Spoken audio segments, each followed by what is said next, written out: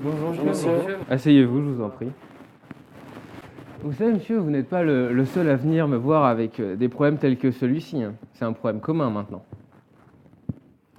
Mais pour commencer, dites-moi, quand est-ce que tout ça a commencé? En fait, c'était la semaine dernière. Avant d'aller me coucher, je regardais la presse en ligne sur mon smartphone. Et ensuite, j'ai éteint mon téléphone pour dormir. Et impossible de dormir de la nuit. J'avais vraiment l'œil ouvert toute la nuit. Et le matin, à 7 heures du matin, quand mon réveil sonne, je reconsulte un petit peu la presse. Et là, j'ai un mal de tête hyper fort qui commence. Un mal de tête? Comment, une sorte de bourdonnement un petit peu? Oui, c'est ça, une sorte de bourdonnement. Mais bref, du coup, j'ai appelé mon employeur. J'ai dit que je pourrais pas aller au travail parce que j'étais malade. Et je suis allé voir mon médecin et en fait il m'a prescrit du Doliprane. Et voilà, il m'a dit que ça passerait avec le Doliprane. Vous avez bien fait. Et ça a fonctionné avec le Doliprane? Alors au début ça a fonctionné quand je faisais quelque chose, par exemple quand je dormais, ou voilà. Mais dès que je regardais la presse, là le mal de tête recommençait et quand j'allais dehors en pleine rue, quand je voyais des titres de presse, bah, mon esprit se troublait et ma vue aussi se troublait.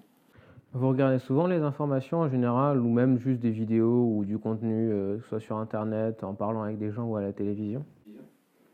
Alors je consulte Facebook, un petit peu les applications des médias et puis oui, de temps en temps la télévision, mais surtout Facebook. Et vous regardez beaucoup de vidéos? Est-ce que c'est plutôt du contenu documentaire, du contenu du divertissement? Un petit peu, parfois je regarde des vidéos drôles, oui, ça m'arrive. Ben, monsieur, je pense savoir de quoi. Qu'est-ce que vous avez?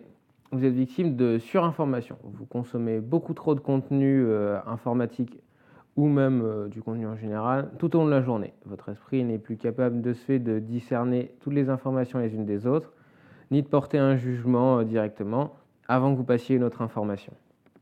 Et c'est ça qui me provoque des migraines? Oui, c'est ça, c'est votre cerveau qui n'arrive pas à gérer toutes les informations que vous ingérez et qui du coup vous le fait comprendre par de la douleur. Mais ça va empirer ou pas? Si vous continuez à ce rythme-là, ça va forcément empirer. Vous serez même plus capable de discerner la vérité du mensonge et vous deviendrez très crédible et tout ce qu'on vous dirait, vous le croirez sur parole. Cependant, si vous faites un sevrage d'informations assez rapidement, ça peut partir en quelques jours. Ah, La finalité de toute information est d'en camoufler une autre, plus importante encore. En 2017, la consommation d'informations moyenne par Français est de 170 minutes sur la télévision, 140 minutes sur Internet et près de 360 minutes par des sources traditionnelles comme les journaux et magazines et la communication entre les personnes. Cependant, cette dernière catégorie s'amenuise au profit des deux premières. Pour le 2019, les prévisions sont de 190 minutes de télévision et 180 minutes d'Internet. Mais ce n'est pas ici que le problème réside. La densité d'informations sur une application mobile de presse est de 2 informations par minute, à la télévision de 1 toutes les 2 minutes, et sur les réseaux sociaux, la densité est d'une information toutes les 7 secondes, ce qui nous amène à près de 9 informations par minute, contre 1 toutes les 5 minutes au cours d'une conversation. Cui bono? Bien évidemment, les diffuseurs de contenu et les publicitaires, avec une densité d'informations aussi élevée, qui va se donner le temps de vérifier les arguments avancés. Le temps, c'est de l'argent. L'argent, parlons-en. En 2005 et 2015, l'investissement publicitaire sur Internet a été multiplié par 7,5, contre 2 pour la télévision. Durant cette même période, l'investissement pour la publicité dans les journaux papier a été divisé par 5. Après tout, pourquoi se priver? Le cerveau est près de 2 fois plus réceptif aux images subliminales sur un écran que dans la rue ou sur papier, dû au manque de critique bien sûr. Aujourd'hui, 15% de la population utilise Internet comme source principale d'information, ouvrant ainsi la porte à la désinformation. Les nouveaux maîtres du web sont prêts à tout pour faire le buzz. Titres accrocheurs, sources non fiables ou inexistantes, photomontage, voilà de quoi alimenter toutes les théories du complot. À ne plus prendre le temps de vérifier, on en devient crédule. La montée en puissance de sources de news écrites par les internautes et pour eux-mêmes en atteste. Il est sûr qu'en se libérant de l'éthique journalistique, certains scoops sont simples à inventer et les relayer en les partageant sur les réseaux sociaux, les plus encore. Et de là commence un téléphone arabe allant de site internet en site internet. Faire croire le faux n'a jamais été plus simple, tout comme douter du vrai.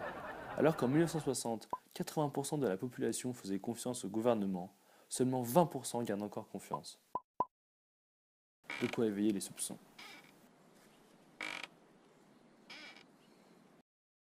Le problème n'est pas tant la quantité d'informations que le soin que nous prenons à vérifier sa véracité. En effet, nous consommons plus d'informations quotidiennement que nous consommaient nos grands-parents en une année. Ce flux d'informations en soi n'est pas nocif. Il n'a jamais été nocif de vouloir s'instruire. Cependant, il faut encore savoir quoi apprendre. Là où il suffisait d'aller en librairie, d'acheter 1 ou 2 livres et de les lire, il faut maintenant écumer le web, rechercher les sources, choisir entre les différentes méthodes. De plus, maintenant, avec la montée des sites écrits par les internautes et pour les internautes, il devient simple de publier son article sur beaucoup de sites et de s'entreciter en tant que source. La surinformation a pavé la voie à la désinformation. En effet, maintenant, la population ne veut plus s'instruire, elle veut rire, elle veut se divertir. Et pour cela, quoi de mieux qu'un scoop sur telle ou telle nouvelle personnalité politique, star ou sur une institution. Le problème est que certains de ces sites le font à base humoristique. Mais ensuite, certains internautes vont faire une vidéo sur tel ou tel sujet et en utilisant comme source des citations tirées de ces articles. Ça va bien plus loin que l'argument d'autorité d'habitude utilisé en rhétorique. Aujourd'hui, plus rien ne permet de vérifier la source de l'information. Aujourd'hui, la course est au scoop, au scandale. Le but est d'engendrer des revenus publicitaires, mais à quel prix ? Créer un scoop ou un photomontage sur quelqu'un porte forcément préjudice. De plus personne ne fait confiance au gouvernement. Ces gens que nous sommes censés élire, qui sont censés nous représenter, nous gouverner et décider une part importante de notre vie. Ce manque de confiance se voit notamment dans les élections, avec un taux d'absentéisme de presque 60% pour les élections européennes. Cela résulte en un déni du gouvernement qui met en péril sa légitimité. De plus, à être noyé dans un flot constant d'informations, sitôt lu que nous avons déjà oublié le contenu d'un article, comment pouvons-nous prendre des décisions face à tel ou tel problème si on en a déjà oublié les fondements ? Cette perte de légitimité est dangereuse. En effet, un gouvernement élu par seulement un tiers du pays ne possède que peu d'influence sur celui-ci. A l'inverse, maintenant, ce sont les fournisseurs d'informations, les médias, les publicitaires qui détiennent le pouvoir. Ils influencent l'opinion en leur ordonnant presque ce mode de vie. Rien que cela constitue un risque. Peut-on encore douter que surinformation et désinformation représentent un seul et même danger pour les démocraties ? Critère de limite. Je vais te dire. Légitimité.